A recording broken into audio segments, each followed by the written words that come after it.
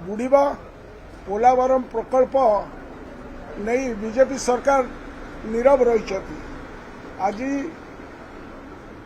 विधानसभा आगत मुलतवी प्रस्ताव उपर आलोचना करने जो मना करागला ता अत्यंत दुखदायक एवं एथिपाई बीजेपी सरकार जो नीरव रही से अत्यंत आश्चर्यजनक।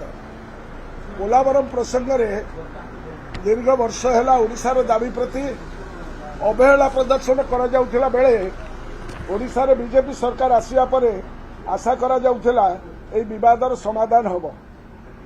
कारण 21 लोकसभा आसन 20 रे बीजेपी विजयी होइछि। उभय केंद्र और राज्य बीजेपी सरकार एवं आंध्र रे तांकर सहयोगी सरकार। तेणु ओडिशार न्यायसंगत दाबी प्रति केंद्र में बीजेपी सरकार सहानुभूतिशील होबो, समस्यार समाधान करिबो। किंतु दुर्भाग्यर विषय केंद्र सरकार संपूर्ण नीरवता अवलंबन करने संगे संगे ओडिशार कटा घारे चून लगेला भली कार्यक्रम करिसेंती। पोलावरम प्रकल्पर पानी को आंध्र रायलसीमा अंचल को नेबा सह सेठारे जलसेचन पर योजना करा जायछि एवं प्राथमिक भाव में एठिरे 80,000 कोटी टका आंध्र व्यय करियो बोली जणा पड़िछि। आंध्र सरकार का यह योजना ओडिशा पई अधिक विपद सृष्टि करिबो बोली आशंका करा जाई आमे ओडिशार स्वार्थ पई आलोचना दाबी रखिथिलु। संप्रति वर्तमान प्रकल्प मालकानगिरी विशेष भाव में क्षतिग्रस्त होगाकू जाउछि। आश्चर्यजनक भाव में राज्य सरकार नीरवता अवलंबन करुछंती। ओडिशार अस्मितार प्रसंग को सुरक्षा प्रसंग को जो माने आयुध करी सरकार को आसीचंती पोलावरम परी संवेदनशील प्रसंग में ओडिशा अस्मिता कुआडे गला हजिगला बोली साधारण प्रश्न उठी। तेणु आज आम ये जो डिमांड करूँ जो गोटा डेडलाइन रखी आमर आंध्र सरकार जे से कार्यक्रम को 26 मसीहा सुधा सारे। किंतु जो माने एठी कहउछन्ते आमे ओडिशार स्वार्थ पई कोनसी जगह सालिस करिबु नाही से माने पोलामर उपरे नीरवता अवलंबन करछथि।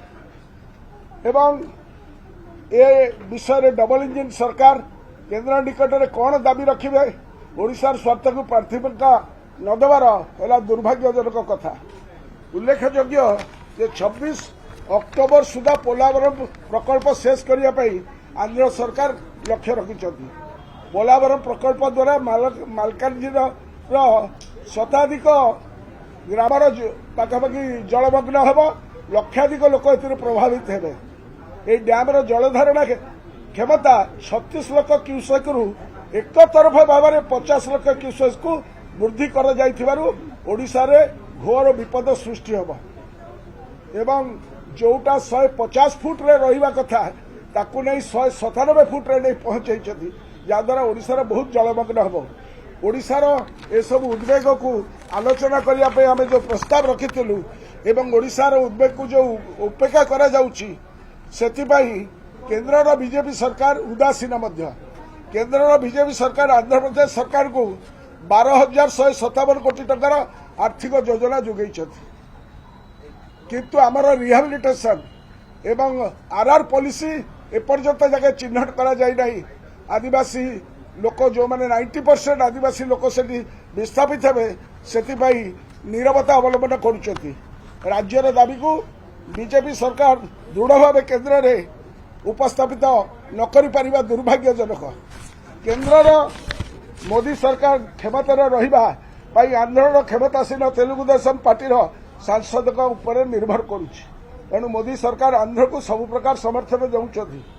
आमे बुझी पारुछु ओडिशार बीजेपी दलर केंद्र पाखे छिड़ा हेबाकू ताकर जू नाही।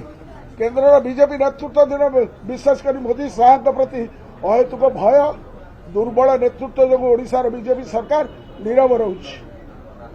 चरम दुर्भाग्य जे ओडिशार प्रिंट मीडिया एवं इलेक्ट्रोनिक मीडिया ए कथा को मध्य एते गुरुत्व दौनाती जे भली गुरुत्व दे लोकलोचन को आनिबा कथा। पोलावरम प्रकल्प हो कि महानदी जल समस्या हो केंद्र सरकार ठारे ओडिशा बीजेपी दाबी अत्यंत दुर्बल। कारण केंद्र नेतृत्व प्रति ଅହେତୁକ ଭୟ ଏବଂ କ୍ଷମତାକୁ ଜାବୁଡ଼ି ଧରି ରହିବାର ମନୋବୃତ୍ତି ବୁଡ଼ିବ ଓଡ଼ିଶା। ସେଥିରେ ଓଡ଼ିଶା ବିଜେପିର କିଛି ଯାଏ ଆସେ ନା। କ୍ଷମତା ହିଁ ସର୍ବସ୍ୱ। ସେଇଥିପାଇଁ ଆମେ ଆଜି ଡିମାଣ୍ଡ କରୁଛୁ। ଆଜି ହାଉସରେ ଡିସ୍କସନ୍ ହେଲା ନାହିଁ।